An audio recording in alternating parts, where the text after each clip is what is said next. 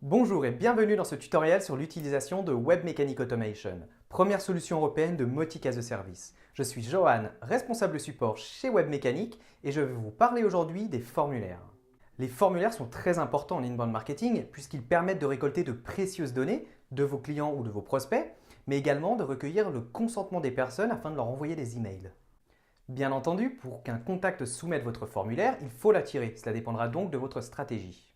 Avec Web Mechanic Automation, une fois qu'un formulaire est soumis, il est possible de déclencher toutes sortes d'actions, telles que l'envoi d'un email, le téléchargement d'une ressource, ou pourquoi pas du scoring. Dans cette vidéo, nous allons donc voir comment créer un formulaire et comment ajouter des actions à un formulaire dans Web Mechanic Automation. Alors, pour commencer à créer un formulaire, donc connectez-vous à votre instance Web Mechanic Automation, et puis rendez-vous dans la section Composants, puis Formulaire. Ici, vous verrez donc tous vos formulaires apparaître.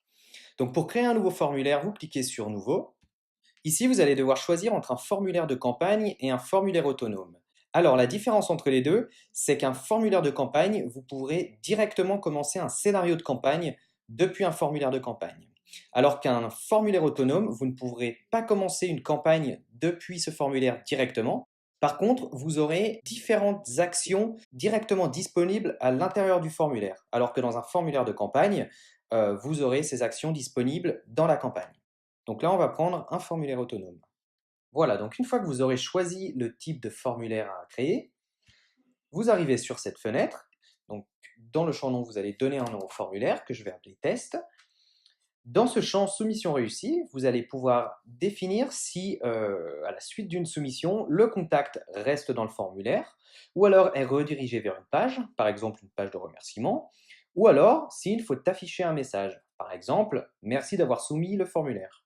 Ensuite, la construction du formulaire, elle va se faire dans cet onglet, l'onglet champs. C'est ici que vous allez ajouter vos champs.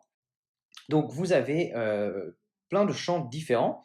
Donc ça peut être un champ date, un champ email, par exemple un groupe de boutons radio ou un groupe de cases à cocher, etc. Donc il y a vraiment différents types de champs.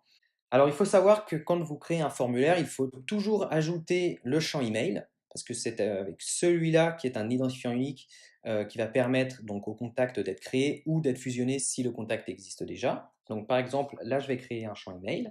L'étiquette, ça va être le nom du champ.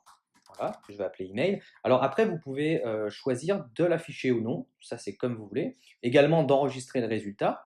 Alors la valeur par défaut, ça va vous permettre d'assigner une valeur par défaut si le contact ne la remplit pas, par exemple. Et le texte indicatif de l'entrée, ça correspond en fait au placeholder.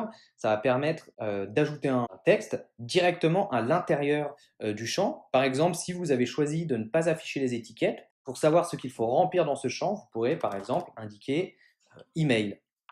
Ensuite, l'onglet champ de contact, donc c'est ici que vous allez faire la correspondance de vos champs de contact avec le champ de formulaire. Alors par défaut, quand vous créez un champ email, il est toujours mappé avec le champ email. En revanche, si vous prenez par exemple un champ texte, il faudra bien entendu faire le mapping de votre côté. Ensuite, la validation, c'est à vous de choisir si ce champ est obligatoire ou non. S'il est obligatoire, dans ce cas, vous cochez oui. Alors, si vous n'ajoutez pas de message de validation, dans ce cas, ce sera un message de validation par défaut. Sinon, vous pouvez en ajouter un. Ceci est obligatoire. Donc, attributs, vous pouvez rajouter des attributs HTML.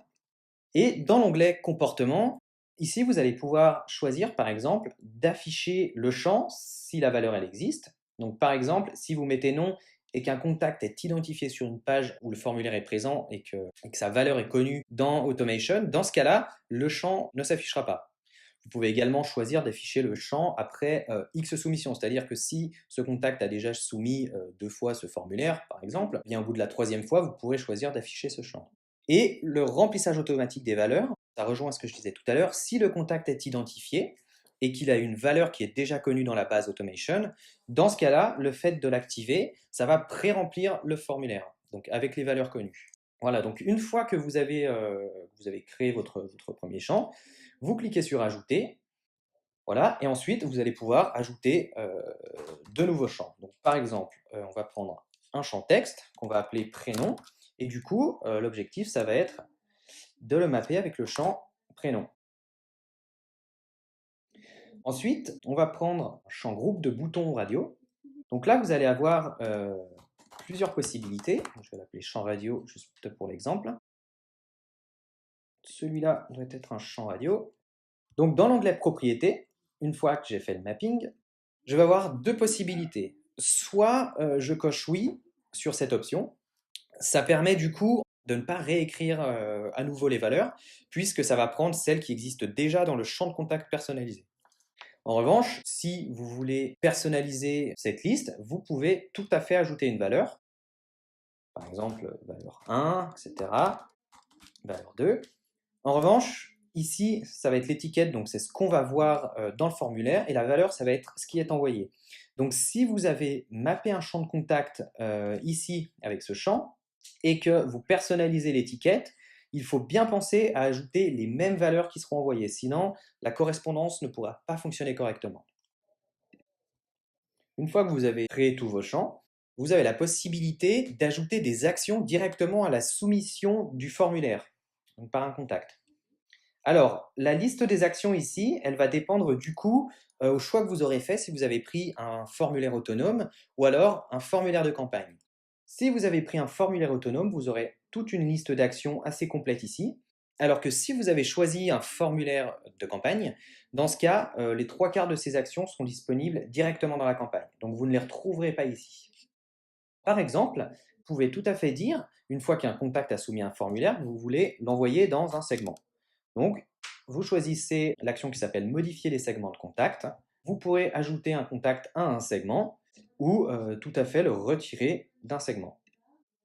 Voilà, vous pourrez ajouter des points au contact ou à la société du contact. Vous pourrez enregistrer des UTM, modifier les étiquettes, donc c'est ce qu'on appelle les tags. Voilà, vous pouvez envoyer directement un email au contact. Par exemple, si c'est un formulaire pour télécharger un livre blanc, vous pouvez tout à fait ajouter une action qui envoie un email au contact avec le lien du livre blanc à l'intérieur. Ou alors, vous pouvez aussi, si vous voulez que la ressource soit téléchargée directement dans le navigateur après la soumission du formulaire, dans ce cas-là, ajoutez l'action télécharger une ressource et ensuite choisir votre ressource. Voilà, donc une fois que vous avez paramétré tout ceci, pensez bien donc à publier le formulaire. Vous pouvez aussi désactiver l'index pour ne pas qu'il soit disponible sur les moteurs de recherche. Ensuite, vous pouvez paramétrer le mode kiosque ou non. Alors le mode kiosque, il sert principalement si vous avez un formulaire que vous allez utiliser dans un salon.